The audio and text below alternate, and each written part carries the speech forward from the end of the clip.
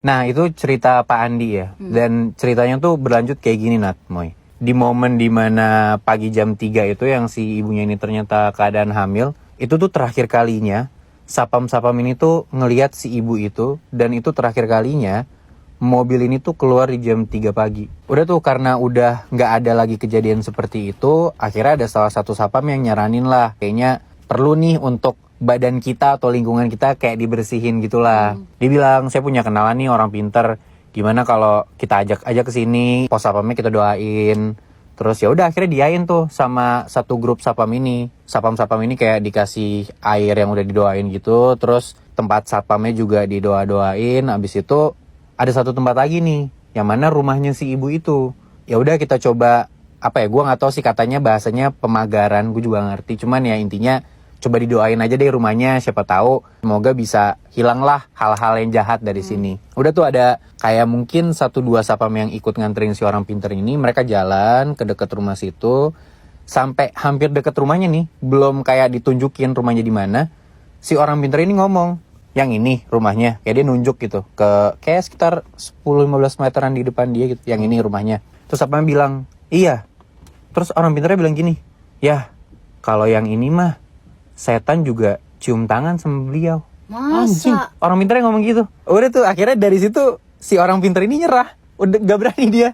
Masuk pun juga belum ya? Belum, Woy. Mau doain dari depannya dia udah gak berani. Anjir. Saking takutnya. Udah tuh nyerah, dia pulang dari situ. Cuman ya udahlah, untungnya berakhir damai gitu ya. Untungnya juga kedepannya selama berbulan-bulan gak ada lagi teror-teror kayak jam 3 pagi ataupun mereka melihat si ibu-ibu bermuka boneka porselen ini juga gak ada. Tapi sampai ada satu momen nih, setelah beberapa bulan itu, momennya di bulan puasa. Kan kalau misalkan bulan puasa tuh aktivitas semakin malam ya. Ada 2 kejadian nih yang aneh. Nggak bisa dibilang teror sih, cuman masih berhubungan juga sama si boneka porselen ini. Nah, kejadian yang pertama kayak gini, Nat, Moy. Pas malam-malam itu, ada satu sapam ini tuh ngeliat anak-anak lagi bergerombol gitu, kayak lagi main petasan gitulah. Ya udah, sapam ini mau negor dong. Pasti deketin si gerombolan anak-anak ini. Dari deket, sapamnya tuh ngeliat salah satu di antara gerombolan ini ada anak bocah cowok yang mukanya tuh kayak boneka porselen. Anjing. Satu.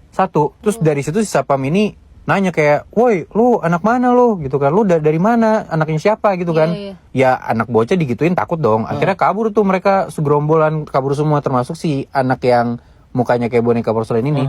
Si sapam ini tahu dong backstory tentang si boneka porselen ini. Jadi dia juga rada-rada panik kan. Udah nggak ada teror lama, tiba-tiba muncul lagi nih makhluk ataupun orang yang mukanya kayak boneka porselen gitu. Yang kedua nih, kan kalau misalkan taraweh paling selesai kayak 8:30 lah ya. Nggak akan lebih dari jam 10 kan. Tapi ada satu malam di bulan puasa itu, tapi sapam berbeda ya. Dia lagi patroli malam-malam, sekitar jam 11-an malam, harusnya udah sepi dong. Di jalan di komplek itu, dia ngelihat ada satu cewek pakai mukena panjang gitu ya.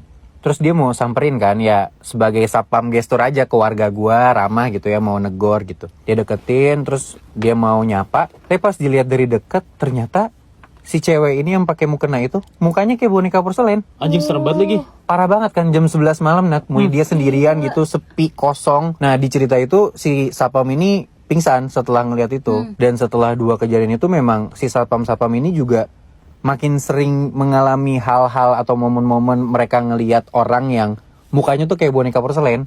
Mau malam, mau siang, itu tetap ada gitu.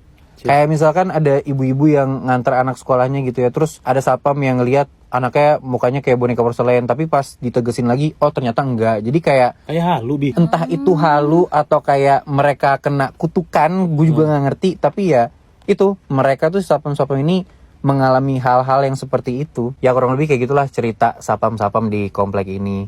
Sebenarnya banyak sih yang komen nebak gitu ya, ini sebenarnya di komplek yang mana. Cuman demi kenyamanan bersama dan karena gue menjaga nama komplek yang diceritain sama temen gue juga, gue nggak bisa kasih tahu sih secara eksplisit ini sebenarnya di mana. Dan gue juga sebenarnya masih banyak pertanyaan juga sih dari gue sendiri gitu ya, karena kan ini dari tahun 2008. Ini sebenarnya si makhluk-makhluk ini tuh orang atau makhluk lain, dan ibunya juga kemana kok tiba-tiba hilang aja, apakah dia masih tinggal di situ atau enggak, sapam-sapamnya masih kerja di situ apa enggak gitu. Mungkin teman-teman TikTok juga mempertanyakan hal itu gitu kan. Ya bisa jadi sih.